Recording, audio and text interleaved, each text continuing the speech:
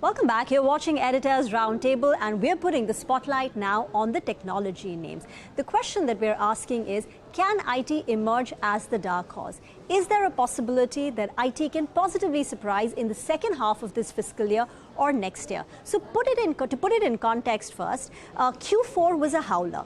Expectations for the first half of the year, that's Q1 and Q2, have been completely erased. Everyone's expecting a muted quarter. But companies held out hope that in the second half of the year, things will recover.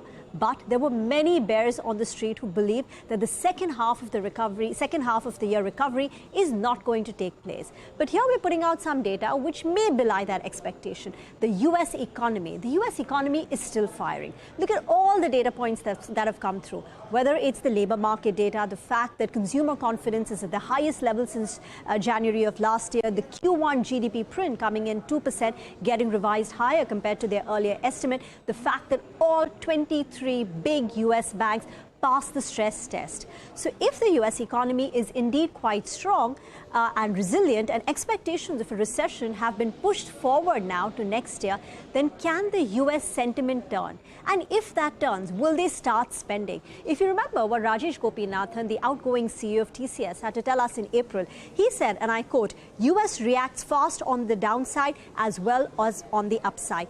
If the current uncertainty goes away, we can expect a significant pop at year end. Bear in mind that the first half, Q1, is going to be very muted because all channel checks seem to suggest that, at least as of now, client decision making has not picked up. The projects which were put on hold continue to be put on hold. They've not restarted as of now. So Q1 is going to be weak. The question that we're asking is about H2, the possibility that FY25 turns out to be a very strong year.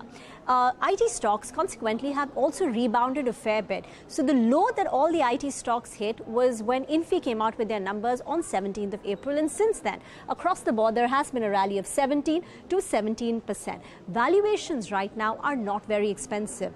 The IT sector is trading at similar or slight discount valuations to their 5-year rolling average. And even the relative valuation, TCS, for instance, is now trading at a discount to Accenture, where up until now it was trading at a slight premium. So just let me put this, this is the data point that I wanted to throw up. Do you think there is a possibility that IT could turn out to be the dark horse? Because street expectations are quite low. But do you think it can positively surprise? Well, thank you, Reema. I think you captured a lot of the data very well. What I would say is this year is, 6 months is a long time in these, when it comes to IT sector. But this year, the spending environment, and also very important caveat, the stocks would behave quite differently and well ahead of spending rebound. So the stocks started declining late 21.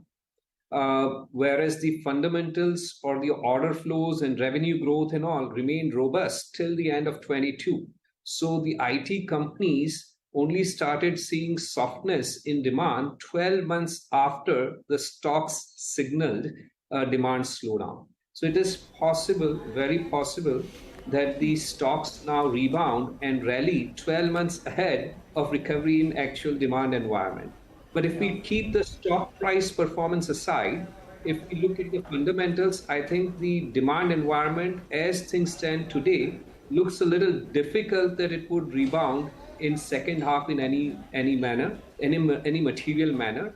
The first half they've all orchestrated would be a weak demand environment. Second half is more hope than expectation, founded in any tangible evidence or data. So we are, as a team, expecting this full fiscal year to remain soft. And obviously 12 months out, it's too difficult to tell when it's going to turn. But turn It is going to be at some point in the near future. Sorry, back to you. Okay, we'll leave the discussion here. Thank you very much for joining in. We've got one more piece that Anuj would like to present. And Anuj, now the big question is, where will the leadership come from? Is it going to be banks or is it going to be IT?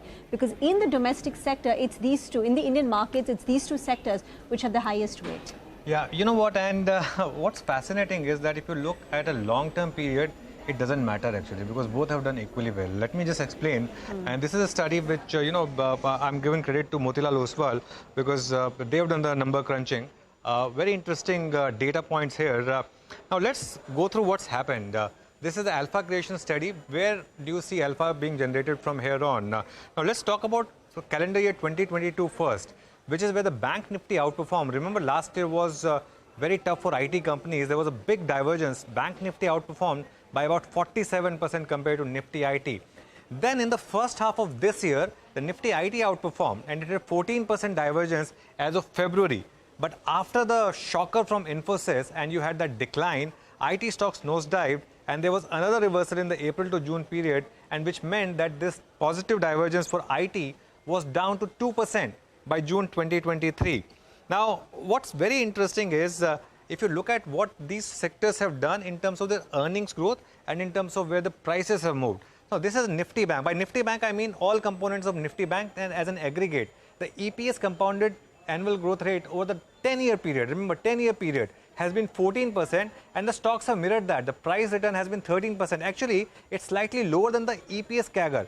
On the other hand, the Nifty IT's EPS has gone up only 11% compounded, but the stocks have returned 17%. What does that mean? That the Nifty IT valuations have obviously gone up. Now, if you want to talk about the recent data, which is fascinating, you look at, for example, the last 3 years, the bank earnings have compounded 40% and the stocks have compounded at 34%. The stocks have won 34% return.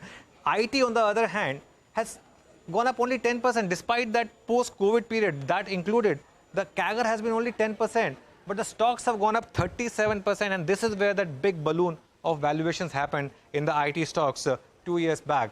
And this is just for the year FY23. The Nifty Bank's EPS growth was 38% and the price return was 21%, and this is where the reality kicked in. Nifty IT 7% EPS growth and price move of about 26% on the downside. Now, this is all in the rear view, right? What happens from here on? What Motilal Oswal expects from here on, earnings CAGR over the next 2 years. Again, Nifty Bank to outperform Nifty IT. 20% in Nifty Bank versus only 14% in Nifty IT. That's going to be interesting. Now, last but not the least, the valuation picture. What was fascinating was all through FY13 to 19, banks led the Indian market. And then we had the 19 to 23 period in which the IT took over the leadership. And what is very interesting is that over the last 1 year, if you look at the valuations, IT is still trading at a premium. In fact, banks even now are trading at 30% discount to long-term average, and IT is trading at 9% premium to the long-term average. I mean, it tells you that logically, perhaps the bank should do even better from here on. IT, of course, could still do better or could still do well.